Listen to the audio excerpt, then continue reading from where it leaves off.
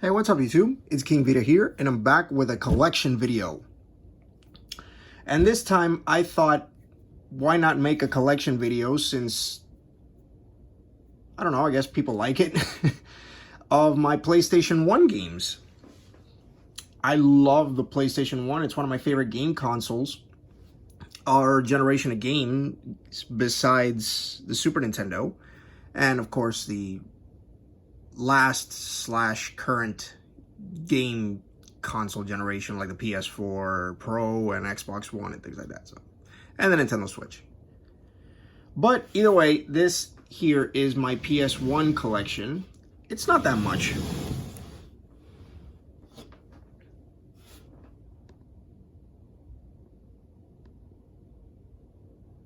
Yeah, it's not as much things to talk about as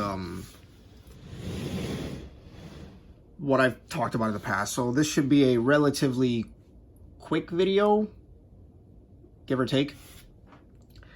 But either way, let's get started. And yes, these are all alphabetized. Starting off with D, we have Driver. I love Driver. This is kind of like the predecessor to Grand Theft Auto, maybe. You are Driver, you are the wheelman. I mean, anybody who's actually played Driver knows what this is, but there's always younger viewers. Driver is essentially, you have to complete a certain amount of jobs to pass, steps in one job to pass a certain mission. And each job is a mission. And of course, you get in cars and you drive cars because you are a wheelman in these games. Most of the Grand Theft Auto games are steal cars, shoot, steal cars, shoot, or shoot, shoot, shoot. This game, there might be some shooting, but there's more driving than shooting, hence the term Driver. So, but it's a really fun game for what it is. I like Driver. But I also own the sequel, Driver 2. And I like this game a lot more than the first one. This game, there's more cars. There's more variety of missions as opposed to this one. And I like the setting in these games, actually. In these games, they're kind of like, I think the setting is here.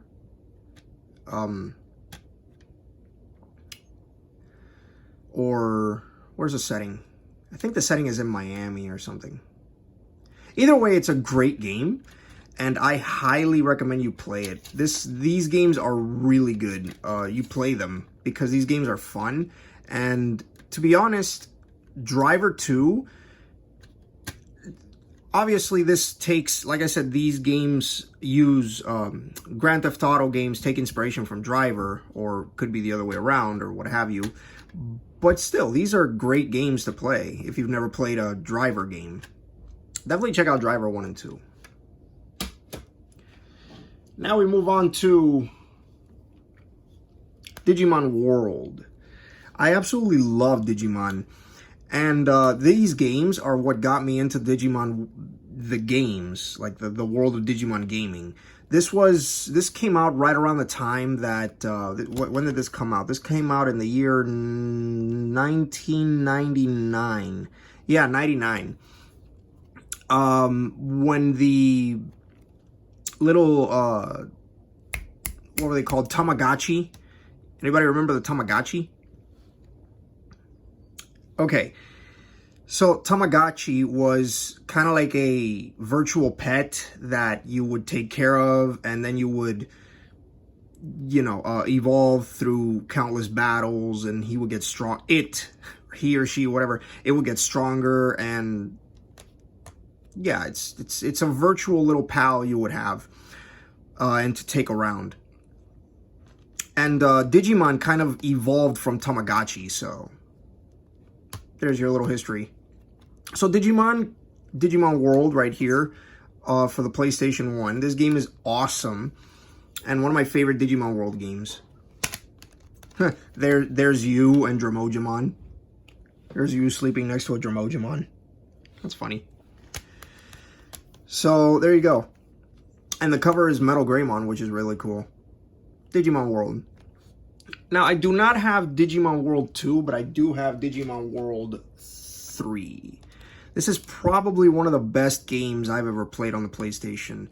Digimon or otherwise. This game is kind of like a... it's an adventure game where you play as some kid named Junior.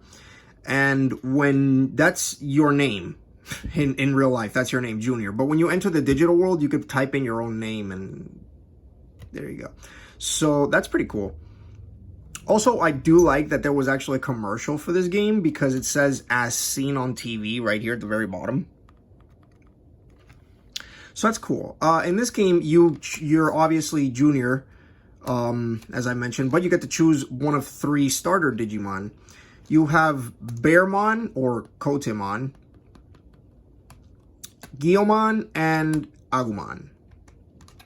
Now, once you choose your Digimon, you can level them up. And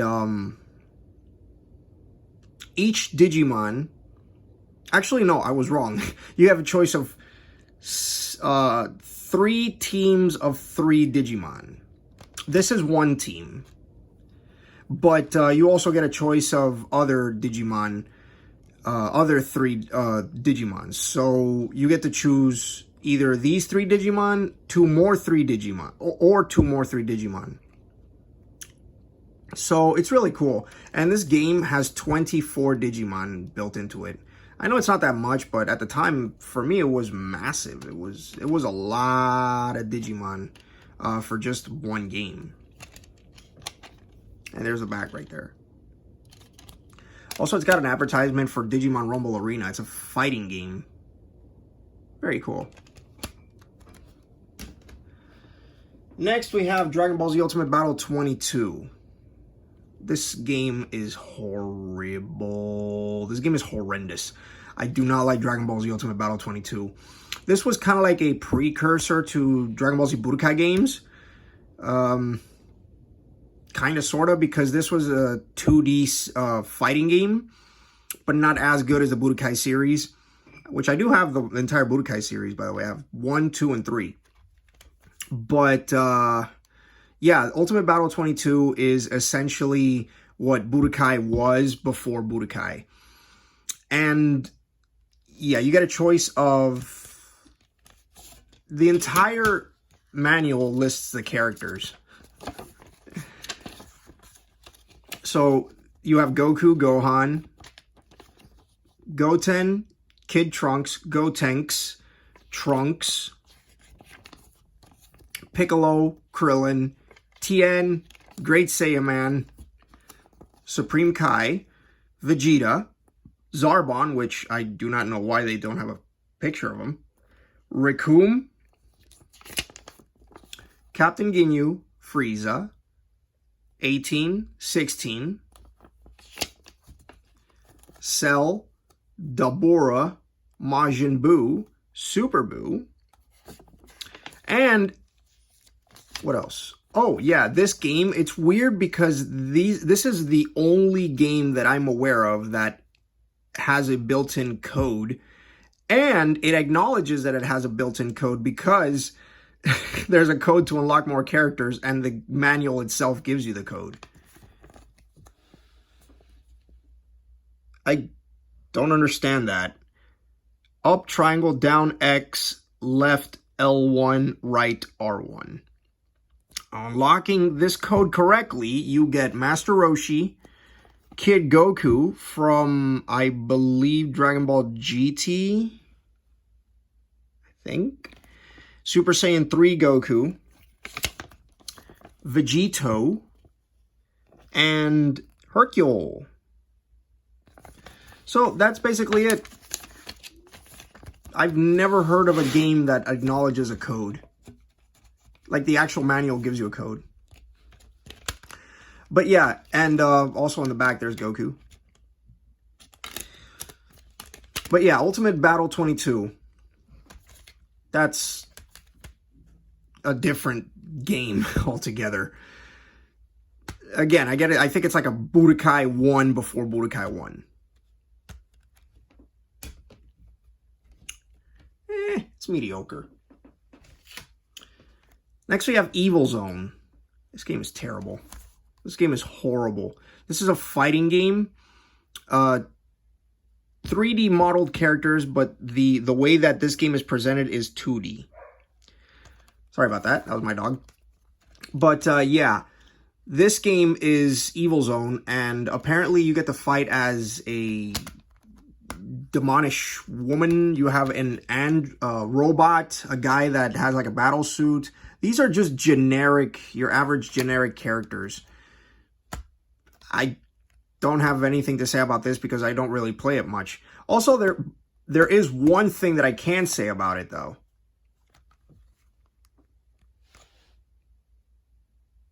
Yeah. It's made by them.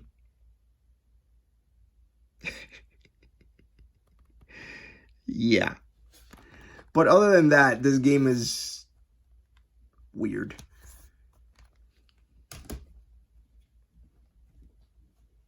It's an anime-style fighting game that I don't think it's based off any anime in particular.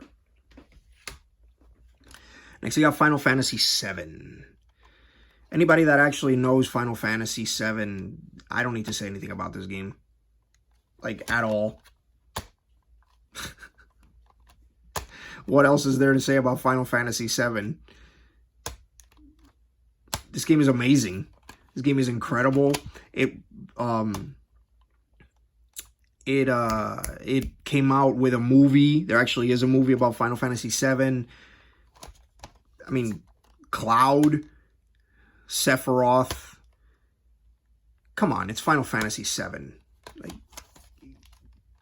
that's all there is to say. This is amazing. I love this game.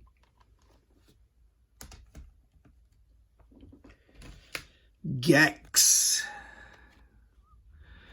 This is probably one of the weirdest games I own, because this game is basically you're a gecko that travels level through level. It's made by Crystal Dynamics. So you travel level through level, and you get, obviously, from point A to point B because it's a side-scroller. But in each level, it introduces different things that have to do with popular TV culture. So basically, you're Gex, and you're sucked into a television, and you pass through levels inspired by said 70 movies. For example, I mean, there really isn't much to say. I mean, the back explains everything. HBO comedian Dana Gould, I'm so sorry, I butcher people's names, that's just me, fuels Gex with over 300 hilarious one-liners and sound effects. Gex's mouth gets him in trouble, but his thrashing tail and suction cup paws that get him out. Gex has been sucked into the media dimension, which is basically television. The place where 70s movies go to retire. To escape, he's got to kill TVs in each world. Okay, so yeah, each world or each level has to do with a certain media franchise. Like, right there's Gamera. But then you have like zombie movies and yeah. Gex is a really interesting game. Also, I never understood why Gex kind of disappeared off the map. I haven't heard anything from Gex. Crystal Dynamics kind of just ignored Gex altogether. He was their mascot. So, I don't know. I don't know what's up with that. Next, we have Gundam Battle Assault 2. Probably one of my favorite fighting games on the PS1. I'm a huge Gundam fan. I love giant robots, and Gundam is one of the things that I saw when I was a kid. When Toonami was still in Cartoon Network before it moved to Adult Swim. Cartoon Network, Toonami would put so much different animes, and that's how I was actually introduced to anime. The first time I ever saw Dragon Ball was in Toonami. The first time I ever saw Mobile Suit Gundam was on Toonami. So Toonami was my gateway to Japan back when I was a kid. That's how I know most of the stuff that I know about anime. But either way, we have Gundam Battle Assault 2, and this game is probably not the best Gundam fighting game, but for me it is. I love the fact that you get to choose which mobile suit you want to play as, and they give you options from different shows based on Gundam. For example, Burning Gundam here, and Gundam Wing Zero Custom. These two Gundams are from totally different animes. This is from G Gundam. This is from, obviously, Wing Gundam. Gundam Maxter, that's G Gundam. Gundam RX-78, which I believe is from Mobile Suit Gundam. Like the show is called Mobile Suit Gundam. Yeah, this is an awesome fighting game. And for anybody that actually enjoys Gundam games, give this one a try. You know, you might actually like it. Gundam Battle Assault 2. It's pretty fun. There's also a street mode, which they just call it street mode, but it's actually arcade mode. But whatever, we'll just call it street mode. This game has street mode, 2 different versus modes, 2 fast action time modes. They're not really fast action. For the PlayStation 1, it's excusable, I guess. And a survival mode. They have 3 different storylines. One for G Gundam, Wing Gundam, and Gundam.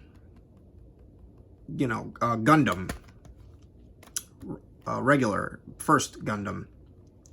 Amazing hand-drawn 2D graphics. It's basically 2D sprites in a 3D environment, basically. Intuitive, smooth controls. I'm not really sure about that one. The most varied selection of mobile suit yet. 30 of the most popular mobile suits from Mobile Suit Gundam, G Gundam, and Gundam Wing. Really, really good game. I like it. It's fun. Next, we get into probably my favorite racing game series of all time. Most people enjoy, street racing series, but I enjoy Gran Turismo. I absolutely love Gran Turismo. I have Gran Turismo for every single PlayStation console I own. 1, 2, 3, and 4. But I'm really hoping they release a Gran Turismo for the PS5. That's probably gonna be amazing. So, okay, most people like Need for Speed, and that's okay. Need for Speed is a very popular franchise, and Need for Speed is probably someone else's favorite game that's probably watching this video. And that's awesome. Kudos to you.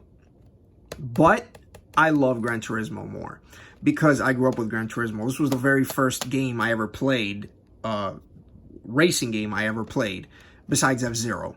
So Gran Turismo is probably the first game, because I think Gran Turismo came before Need for Speed.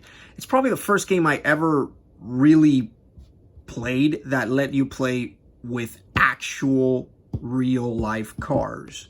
Whereas most games, like F-Zero, you would play as futuristic cars that don't even exist. So there's you get to play as with a Viper, Nissan, TVR, Aston Martin, Subaru, Chevy, Mitsubishi, real life cars. And back then, this was a big deal, especially for me, because I'd never seen real life cars in a video game before Gran Turismo. And this was keep in mind, this was 1998. So that blew me away, because I was mostly used to fake cars like F-Zero type games. But yeah, Gran Turismo is probably my favorite racing game series ever. I have a Gran Turismo in every PlayStation generation I own, from 1 through 4. Gran Turismo. Great game. Still, to this day, I still don't know what kind of car this is supposed to be. I don't know what kind of car this is supposed to be to this day. It was always a mystery to me.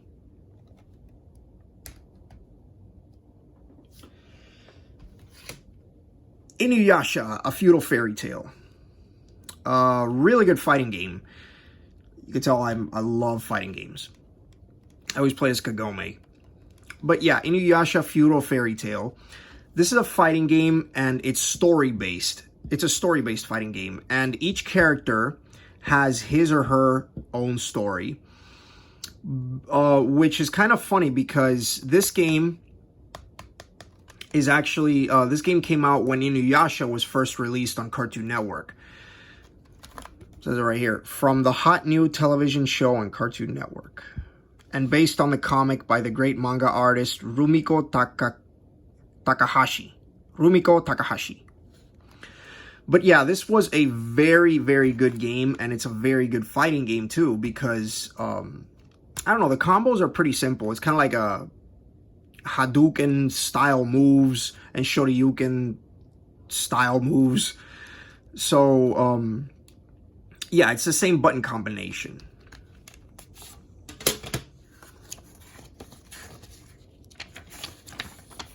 Yeah, you have all characters. You have Kagome. Yeah. Really, really interesting game. Which is funny because they have a mode called Shippo's 7 Changes. That's Shippo. And that's the main menu. So you have you can set your difficulty.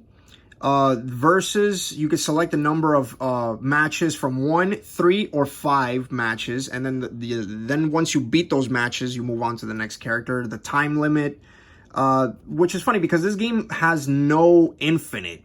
You get to choose 90, 60, or 30 seconds. It doesn't have infinite timer. That's strange. But either way, that's kind of the whole gist of it. It also has, like I said, a story mode. It has a versus mode. And I believe this Versus and Dream Fairy Tale. No. This does not have a tournament mode. So, yeah, that's all you get. You don't have a tournament mode in this. But it's still a great game.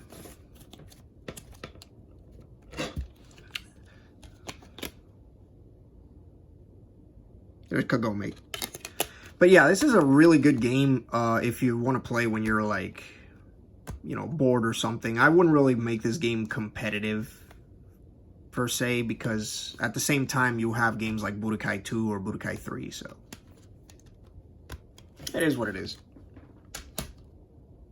Great game, just don't play it for extended periods of time. Speaking of games that shouldn't be played in extended periods of time, Land Before Time games. I think I've already explained this on a past video, but I'm a huge Land Before Time fan. And I love dinosaurs. That's what made me like dinosaurs.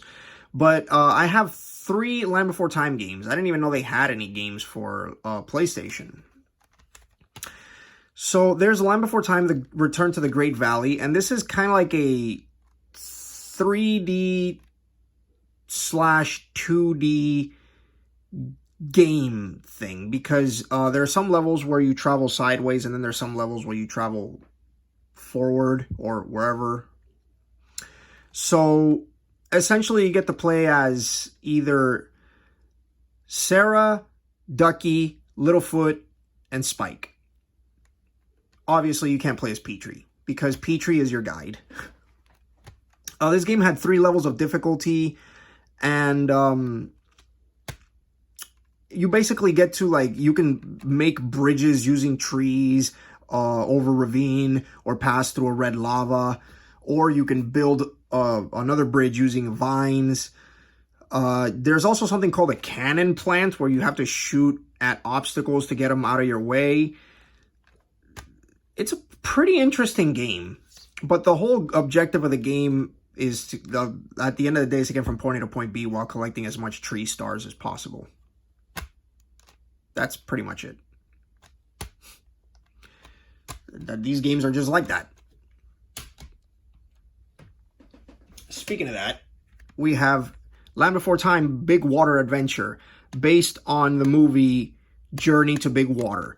There's Mo. So this game is kind of more of the same thing, except this is exclusively 2D side-scroller. And again, 2D environment, but the character model sprites, everything are 3D. This one switches between 2D and 3D. This one is exclusive 2D. Just go from point A to point B, left and right. So this one, you play as Littlefoot, Ducky, Sarah, or Spike. Just like this one. That's basically it. And this one actually has mini games as well. If you unlock Moe's mini games, you get to play as like earn puzzle pictures. You get to play Petrie's puzzle game where you like have to make a puzzle to discover what kind of dinosaur the puzzle is based on or what character is in the puzzle. And it's really, really interesting.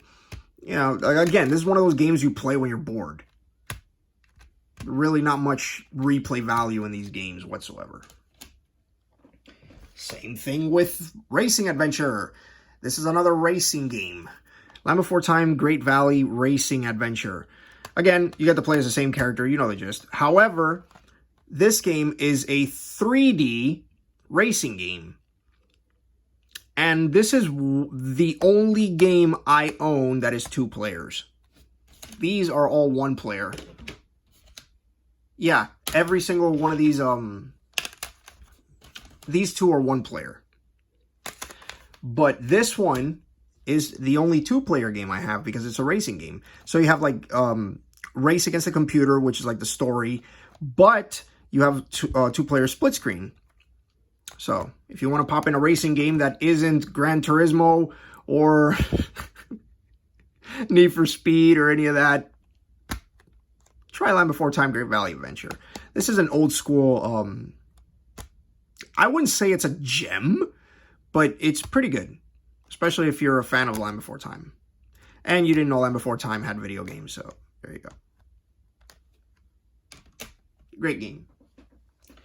Next we have probably the most overrated but still best game that I've ever heard of on the PlayStation 1. Metal Gear Solid. Everybody knows Metal Gear. Everybody knows who Snake is. And if you haven't, go play Super Smash Bros. But Snake is... This is probably the best... This is kind of like a... The setup is more of like a... Call of Duty type thing. Until you realize it's nothing like it. You have tanks. You have guns. You have samurai-looking robots. You have all this stuff. But you're supposed to sneak around, avoiding everything.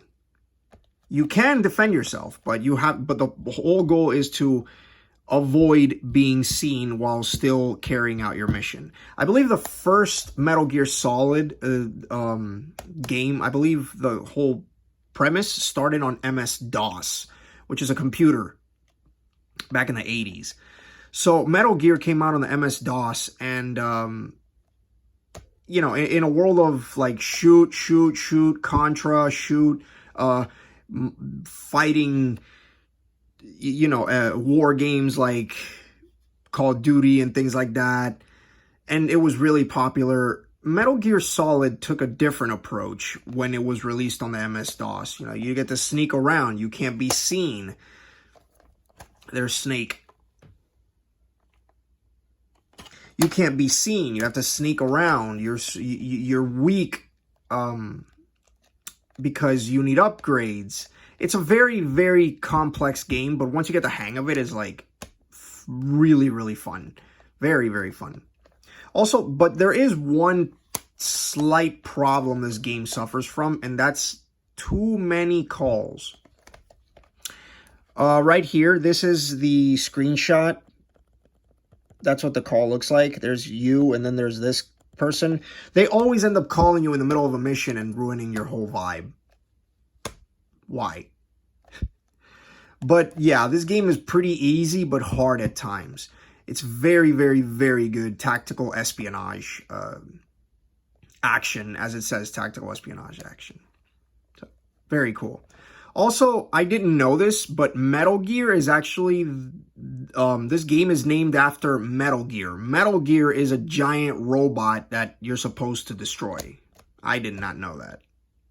And Solid is this guy's name. Solid Snake.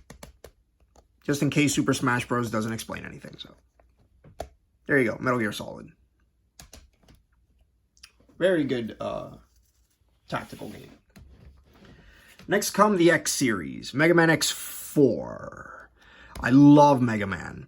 I played a ton of Mega Man when I was a kid. And this is an example of a very well-made Mega Man game by Capcom.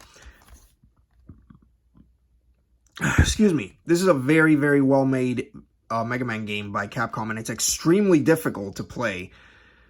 Well, I shouldn't say that. It's very simple to play, but the last boss is relentless. As it says here, relentless enemies. But other than that, everything is really easy. So the idea for Mega Man is you're a Reploid, which Mega Man, and Zero. You get to choose which one you want to play as, and they have upgrades. And you're supposed to defeat Mavericks. Mavericks are the bad guys. So Reploids are the good guys you're supposed to save. Maverick Hunters are Reploids that whose sole purpose is to defeat Mavericks. They're like police officers, or they're like superheroes among normal Reploids. But anyway, Mega Man X4 is a great example of a 2D Mega Man game done right. And it was funny because this game, these Mega Man X games kind of overshadowed one another because the Mega Man X series was coming out at the exact same time the original Mega Man games were. So one series overshadowed the other, but hey, it's a great series by Capcom. And yeah, Mega Man X4 is great. Highly recommend you guys play this one. Yeah. One I kind of recommend, but not really, is Mega Man X5. Mega Man X5 is a severe downgrade. The year's 21XX. Why is it always X? Like they couldn't come up with an exact number. I don't know. But anyway, this is kind of like a upgrade and a downgrade from Mega Man X4. Yes, you do get better armor. Yes, you do get better equipment. But overall, it's a very slow experience. And it's just... it's not bad. But it's not as good as Mega Man X4. So in this game, you're supposed to be either, again, X or Zero. And you fight an enemy called Enigma. Enigma is supposed to be this thing. That's the best image I got. That's a copy of Enigma. Or, you know what? I'll just put up a picture of Enigma. So anyway, Enigma is your main boss and guy here, and you're supposed to stop him. While you're... there's kind of like a positive and negative aspect to this game, kind of like a battery, where X is the negative, but Zero is the positive. So what does that mean? That means while you're playing the game, this weird phantom Enigma will just come out of nowhere, and you can't kill it at all. And if it touches X, you basically are like not immune, but like you enter normal, which is green, then yellow, then red, then you're pretty much messed up. You're completely screwed. Because the more you come in contact with Enigma, the weaker you become, and it's a virus, basically. But Zero, if he comes in contact with Enigma, you want Enigma to capture Zero because he gains power from Enigma. It doesn't, nothing that Enigma does affects Zero, whereas X is pretty much doomed from the start. So yeah, that's the whole gist of it. And it's a really darn good game series. I love the Mega Man series. Definitely. And it also has anime cutscenes too. That's great. 2 more games. Spyro the Dragon. I love Spyro. This is my first game by Insomniac. Yeah, and Universal. Spyro is probably my favorite Insomniac character or PlayStation character. You want to put it that way? My favorite PlayStation character before they destroyed him with Skylanders. I don't know why, but sure, why not? I mean, I like the Skylanders Spyro, but it's just not as cool as normal Spyro. So, yeah, most people that know Spyro from Skylanders have never played a Spyro game, or at least have played a Spyro game, but, you know, he's from Skylanders. That's basically all there is to say about Skylanders. But Spyro came out before Skylanders, obviously, and I think they had a trilogy of Spyro games, where when they came to America, they changed the title. Spyro the Dragon, Spyro Ripto's Rage, and I forgot the last one. Year of the Dragon. Year of the Dragon. Spyro the Dragon, Spyro Ripto's Rage, and Year of the Dragon. In other countries outside here in America, they're known by completely different names. So you might know them by different names, but those were the trilogy. But yeah, Spyro was a great game. And you play as Spyro, and you're supposed to collect gems. And as you collect gems, you become more powerful, and you unlock different places. You don't unlock abilities. You unlock different places to go to when you advance a little more in the story. There is a hub world where you kind of enter a portal, and you go to level 1, you go to enter another portal, level 2, and so on and so forth.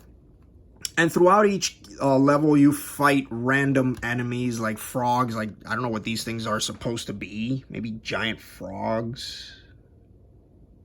I don't even know what they're supposed to be. I don't know. If you know what these are, let me know. I don't even know what these are. And bulls, like regular plain old bulls. But yeah, it's a really fun game. There's also a really long... You get to destroy sheep. I don't know. But, yeah, there's puzzles in this game. If you're lost, you have to find, like, statues of dragons, and they come to life once you touch them, and they give you hints on what to do and things like that. It's very, very cool. You get to fight enemies with... You get to fight enemies with snowballs. When you're trying to do your thing, most enemies laugh at you. They moon you, literally. They take their pants off, and it's very, very funny because they're making fun of Spyro. It's hilarious, but it's super, super funny. Like, it's super hilarious, and even if you don't know what you're doing, you're going to have a great time because you're just going to be laughing. This is a great game, Spyro the Dragon. Unfortunately, most of these games are greatest hits. I wish I could have more Black Label games, so... But, whatever. And then finally, to end this entire collection off, we have World's Scariest Police Chases. Made by Fox Interactive and Activision. So, World's Scariest Police Chases is essentially Grand Theft Auto, but not really Grand Theft Auto, because you play as the police. You're supposed to choose a police car, and there are 20 missions in this game, so this game could be beat basically in a day. And yeah, it's basically it. You choose a police car from one of 3 or 4, and you're supposed to find the bad guy. Find the person who stole the car. There's large city environments. It's so big that you even have a map in the game, so you never get lost. You have multiplayer co-op mode, local, obviously, because this was before the internet days of gaming. But yeah, you get to play as a police car, and so does your friend, and you're supposed to capture bad guys people who steal cars and stuff. There's an red arrow pointing you where they're supposed to go, and there's a map so you won't get lost. Strangely enough, you have a health bar. Once your health bar reaches all the way to the bottom, see that green bar? Once that green bar keeps going down, you know, and turns completely red, your car is destroyed. So you have to also keep an eye on your health, because if you attack your the other person's car with your own car, then you do damage to that person and you slow that person down, but you also hurt yourself. Again, you're a regular police car. You're not indestructible. But overall, it's a really, really good game. I mean, it's fun because it's not really, really good, but it's fun for what it is. I mean, yeah. You're a police guy chasing down crooks. That's the best way I could describe it.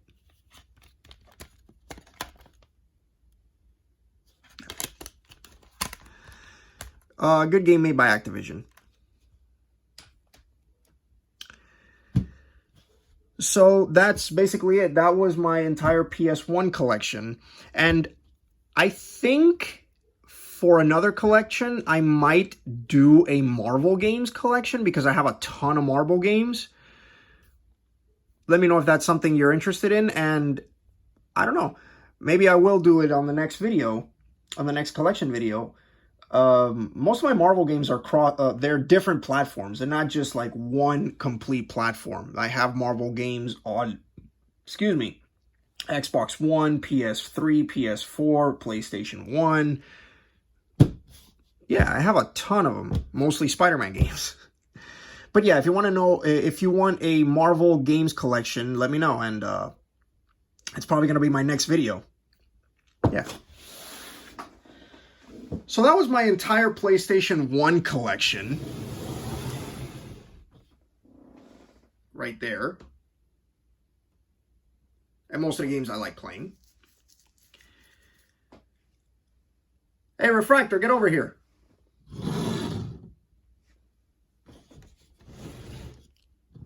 So what did you think of my PlayStation games collection?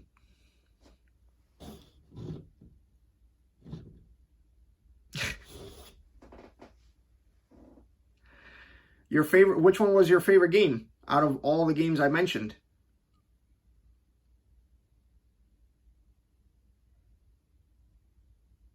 Really?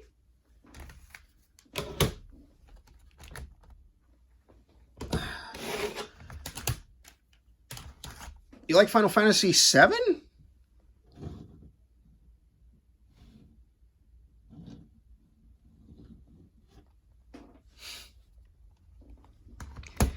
That is true. But anyway, like I said, that was my PlayStation 1 collection. And it's King Vita saying, hey, don't interrupt me. Laters.